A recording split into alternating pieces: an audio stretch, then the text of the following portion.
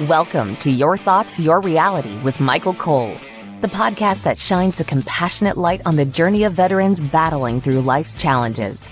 Michael is a dual elite certified neuroencoding specialist in coaching and keynote training presentations, dedicated to guiding military veterans as they navigate the intricate pathways of post-deployment life.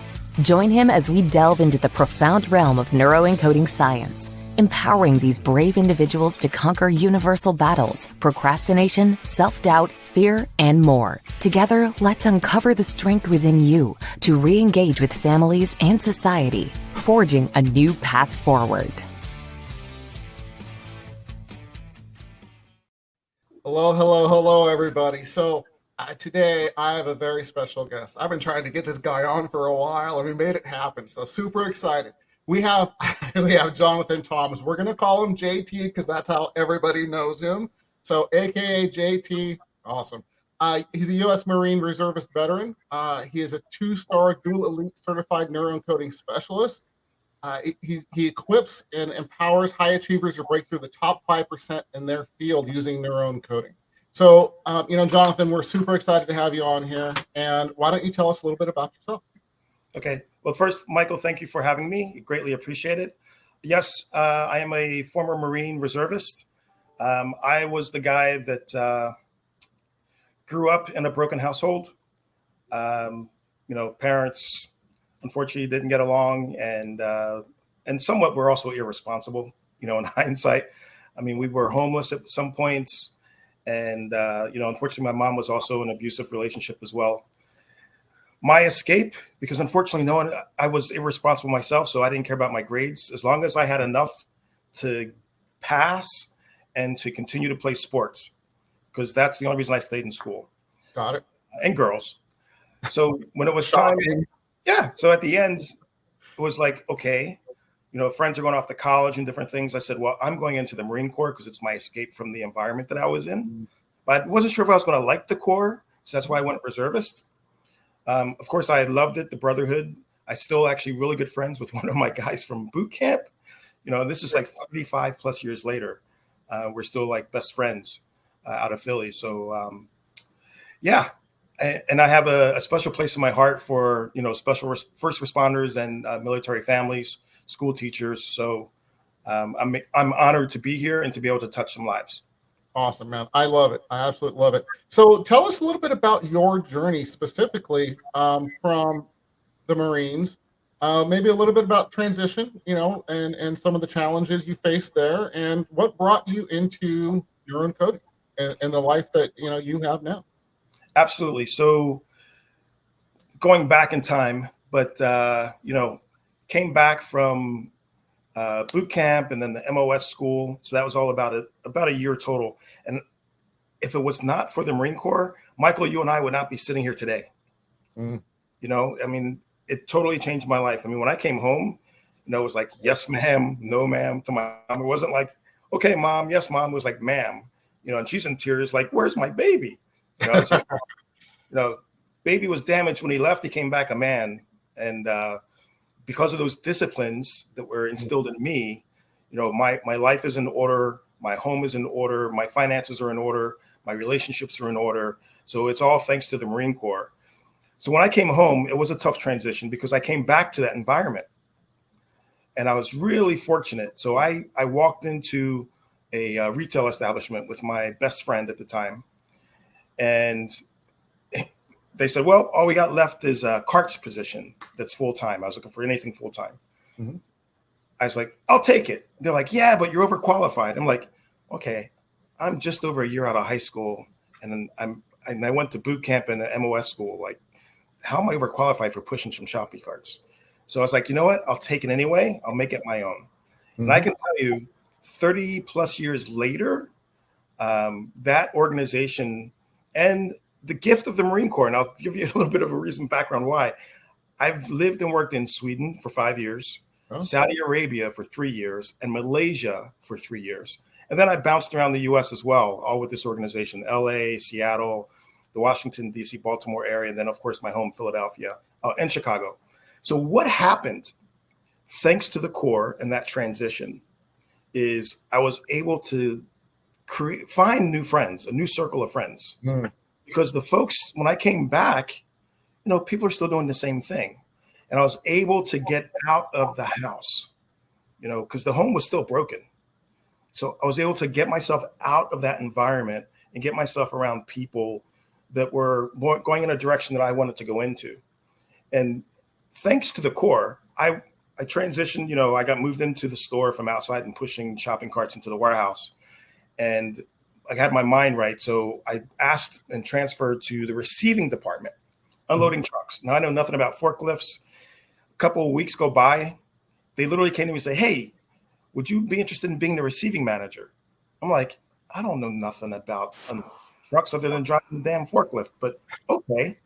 They went through and fired a whole bunch of people. There was some theft going on. Maybe 6 months go by. Hey, would you be interested in being in the warehouse manager? And that's where I made my pivot, because the warehouse was in disarray. Michael, there's things that happen today in this organization globally that I started there back in Philadelphia 35 plus years ago, 1986, 87 to be exact. Simple things like in the Marine Corps from boot camp. The lights go on, you jump out of the bunk, and what do? You stand on line. What did I do?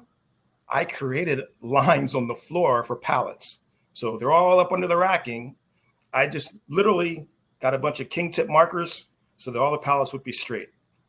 So really quick, JT, I really want people to understand where he's going with this. So he's literally talking about his transition that was a little bit difficult, right? And we'll talk more about it, obviously. But how he used these skills, and this is one of those main things that I talk about. How do you use the skills from the military and transition that and use them for real life?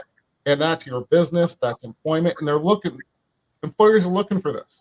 Yep. It's having that plan coming out of into transition. So please continue. I just want to make a point so people were following the story that's coming out here, because it's really awesome. Oh yeah, and it's very valid. I mean, in the Corps, we call them Irish pennants. You got a thread hanging, things like that. So for us, it was pallets with plastic hanging, the shrink wrap. I would call them Irish pennants. I was like, hey, pull down that pallet, get those Irish pennants off of there. I literally kept the warehouse clean, neat, and orderly. Guys didn't have anything to do. Pull out the pallets, start sweeping under the pallets. These are the things that they taught us in the Marine Corps. There's no standing around. Grab a broom, do something. And those are the things that I started to do in the warehouse.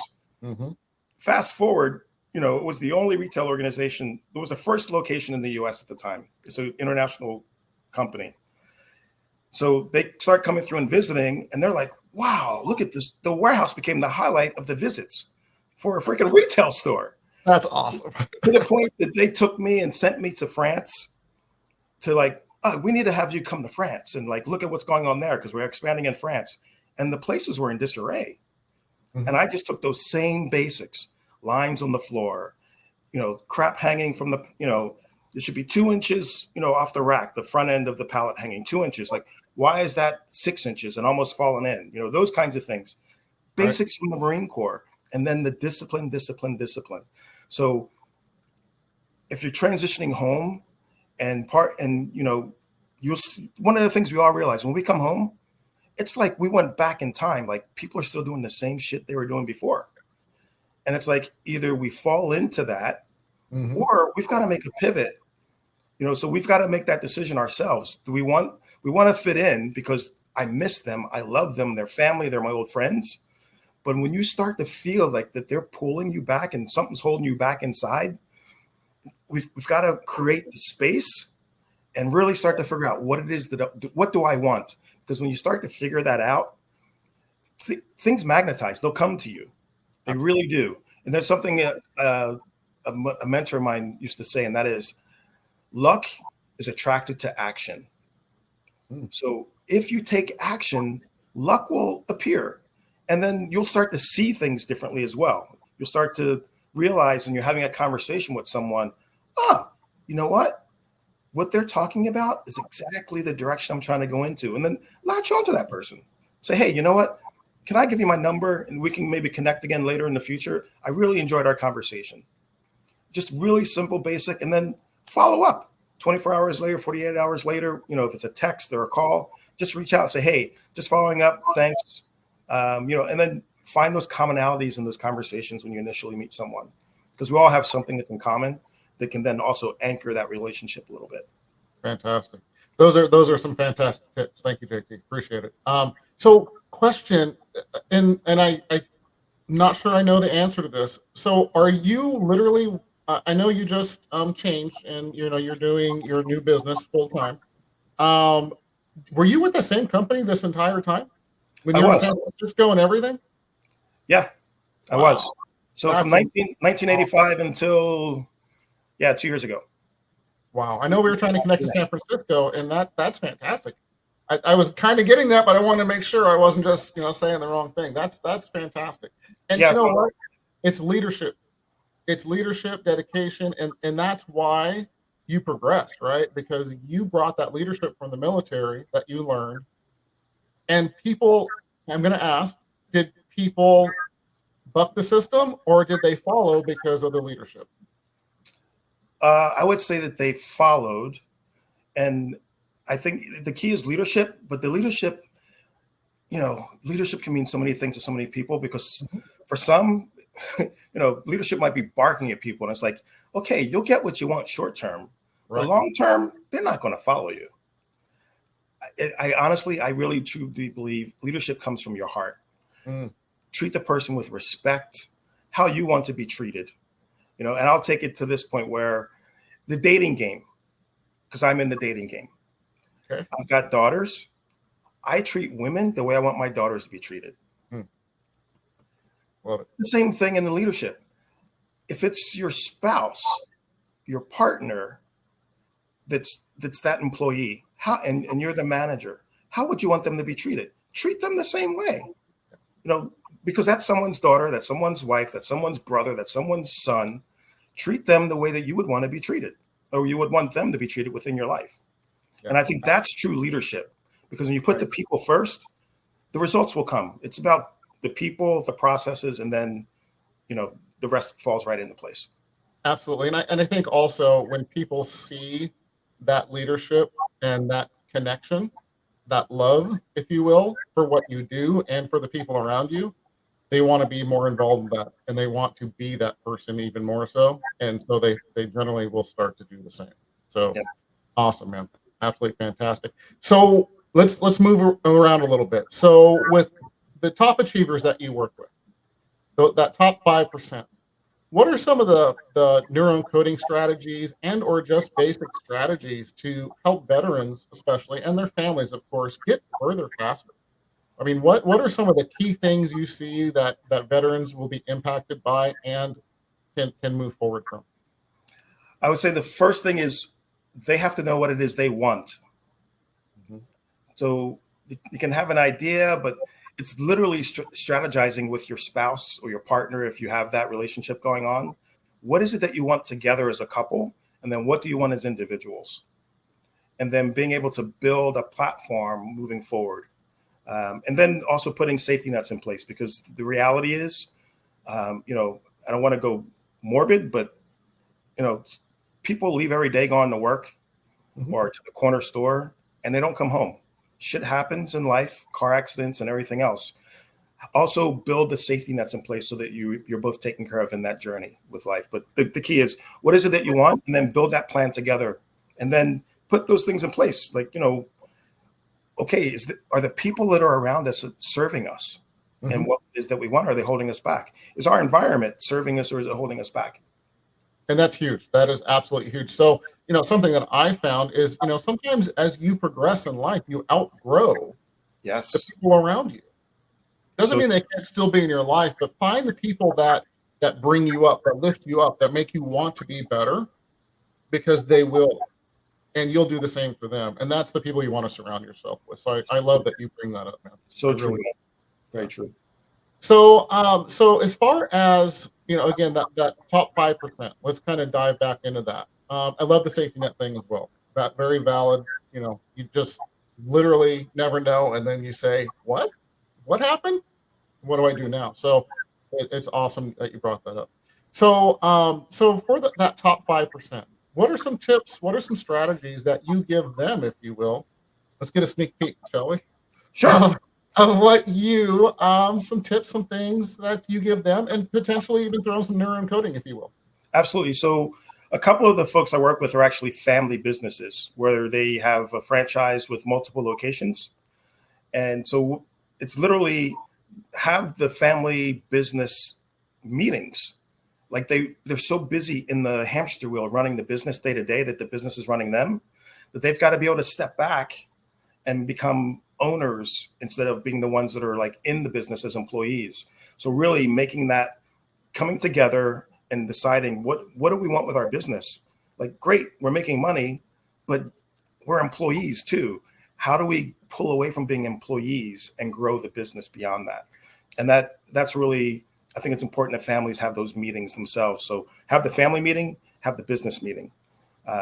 Yeah, that's really important. Love that communication is so important to really know where everybody stands and strengths and weaknesses and how they can support each other. I think it's super important. Yep. And then the key, the difference between the 95% and the 5% is really it's discipline.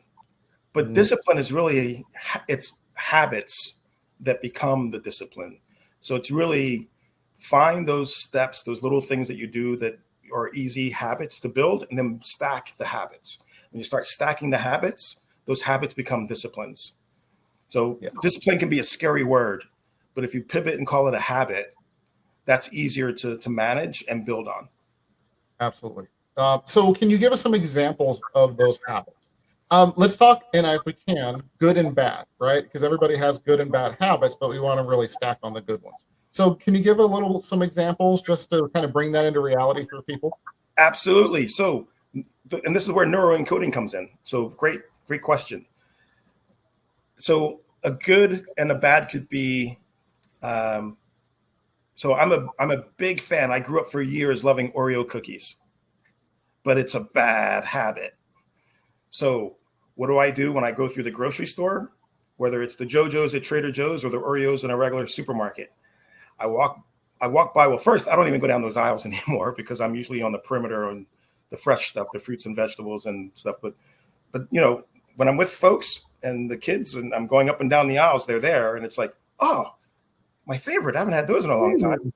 So as soon as you see them and you like have that craving, or you're like, catch yourself like, oh, no. And then celebrate that you caught yourself. Even if you put them in the cart and you're at the checkout and you're still in the back of your mind, like, stop, look up, do a 360 to break the pattern, the thought pattern, and celebrate, and then just take them and put them on the rack. Like, oh, you know what? Change my mind. Just breaking the pattern. I got to tell you a story. This literally just brought this up literally yesterday. I'm walking through the store and I need to get to the meat aisle, right? And I'm walking, I'm like, okay, I wasn't familiar with the store, different store. I was going, hey, I should just go down there. And it was totally the sweets aisle, right? Hadn't eaten today. It's just like, no. I literally, in the Neuroencoding Institute, we call it Astitude. Okay. And it's where you literally shake your ass and you smile and you release all the good endorphins and all those things we celebrate, right? I literally did that in the middle of the store walking to the next aisle. I'm sorry. It just came up, man, Jonathan. Thank you for bringing that back. See, it's still making me smile. Yeah. I mean, it's another one is, because you'll get the negative thoughts that can happen because, and the key is no matter whether it's you or myself, we still have those negative things that creep in. The trick is that we're able to catch ourselves sooner and flip it. And that's one of the things with the 5% as well is, okay, I have a negative thought comes in. It might be about uncertainty or self-esteem. It's like I catch myself in the moment and then I like, and I have a shelf over here and I immediately go, devil, I got to put you in the box on the shelf. And I say that to myself. So I stand up and I literally stand up and do a 360 because it breaks the thought pattern. But then I point to the shelf and there's a box there. And I say, devil, I got to put you on the shelf in the box. Because that's my way of identifying, like, I caught myself. And I acknowledge it. And then I need to put you over there out of the way, out of my thoughts. And that's a pivot that is a great tool for folks as well to use is catch yourself and like say, okay, it could be an imaginary shelf, but put it on the shelf, like a shelf on the off type deal, you know? Absolutely love that, man. So I'm going to go back just a little bit. This is always a little bit of a tricky answer, and everybody has different answers for it. I want to pick your brain. How do you catch yourself? Because we're so patterned, right? We're so used to just doing. How do you catch yourself? How do you know, oh shit, I was thinking the wrong thought, speaking the language, or whatever the case may be? But how do you catch yourself so that you can do these tools? It's programming. So some people do the 5 o'clock club, some do a 6 o'clock club. I do somewhere between 5 and 7. But my first 30 minutes every day, no matter what, is my journal.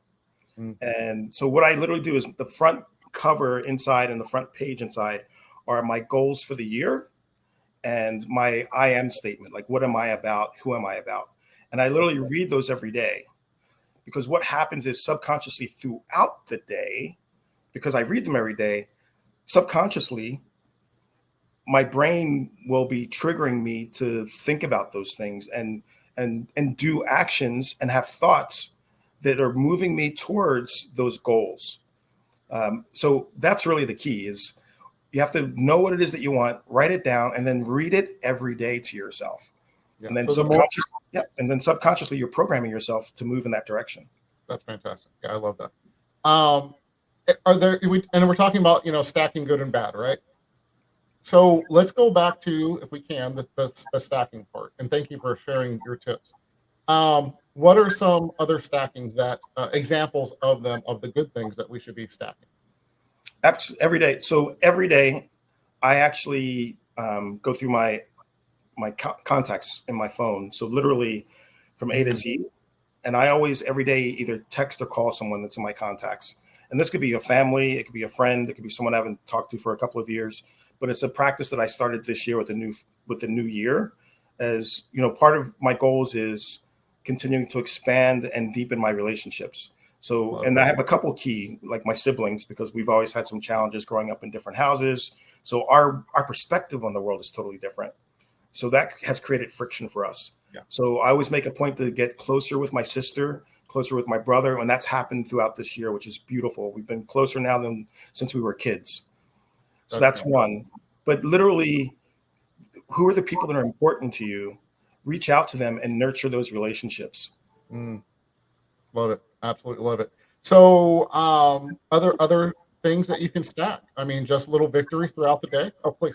This guy, it's got an alarm on it. You can put 1,000 different alarms on here.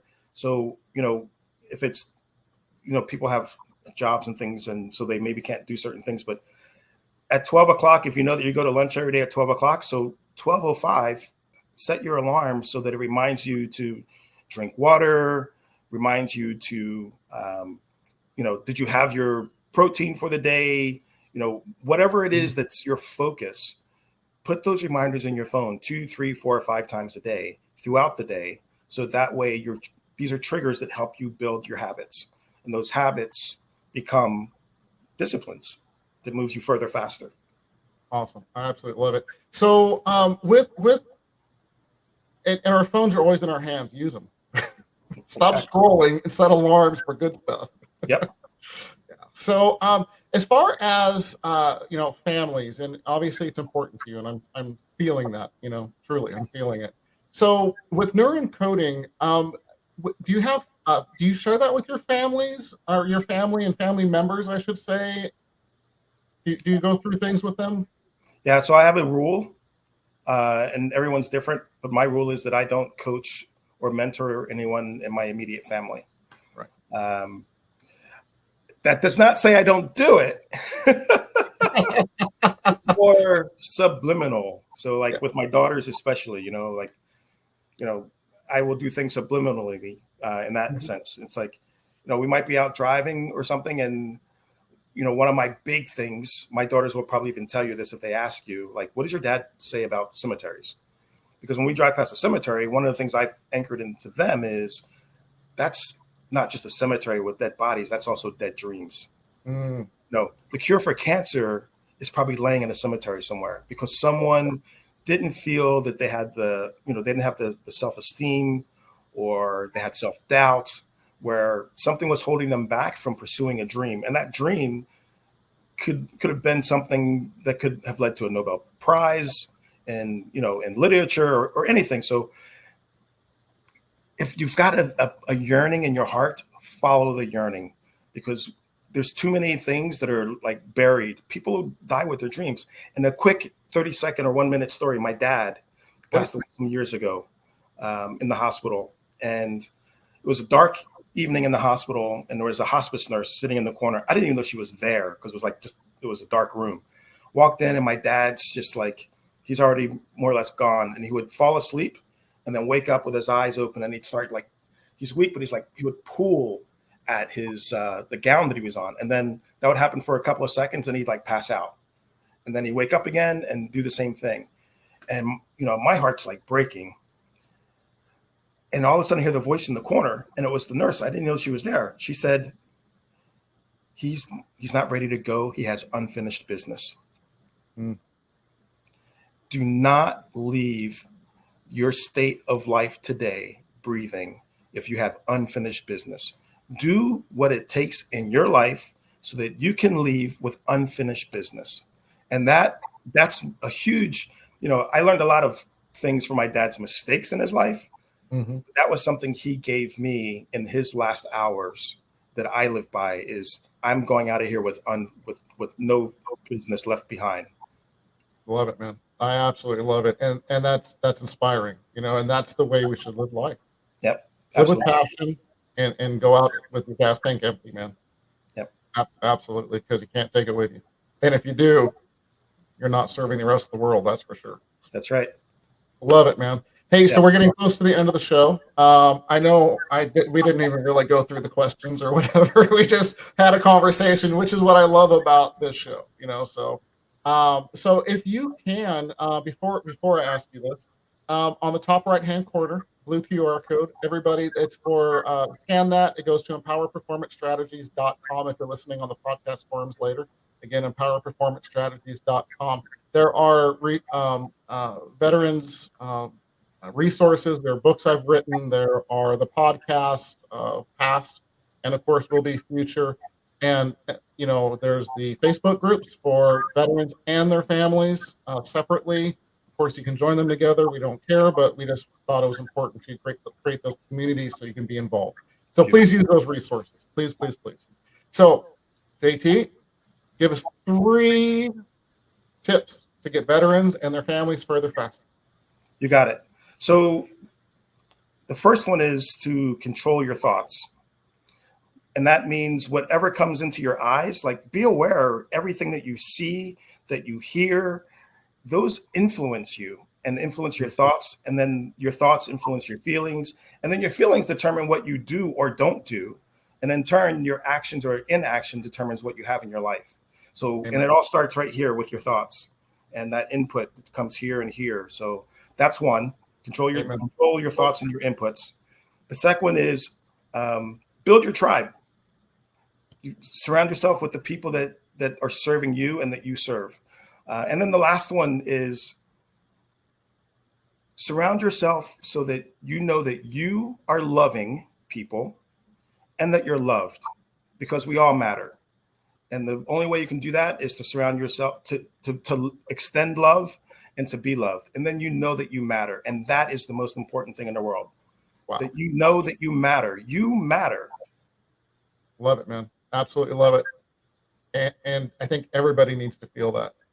Yep. Just take a second and really just feel that. That's fantastic. JT, how do people reach you? They can reach me at the little there, JonathanThoms.com. And if they go to the site, I believe it's being tinkered with now, but if they go to the site, I think it's still up, and they can actually pick up a free goal setting course, 5 steps to set your goals. It's more geared towards New Year's, but we're at the mid-year point. There's no reason that you can't go now and finish 2024 strong. And that's really important. There's nothing that says you have to wait till January 1st to set new goals. Start now. And go for it. How much further are you going to be if you start now instead of waiting, right? Exactly. And Michael, I just want to also thank you so much for the opportunity today. And and the great job that you do touching lives, especially the military lives and the first responders. So just continue to do what you do and know that you're greatly appreciated. I love you, brother. Thank you so much. Truly, that means the world. It really does. Thank you. And on that note, everybody, we're out of here. Thank you for joining us on another insightful journey of Your Thoughts, Your Reality podcast with your host, Michael Cole. We hope the conversation sparked some thoughts that resonate with you. To dive deeper into empowering your thoughts and enhancing your reality, visit empowerperformancestrategies.com. Remember, your thoughts shape your reality, so make them count. Until next time, stay inspired and keep creating the reality you desire. Catch you on the next episode.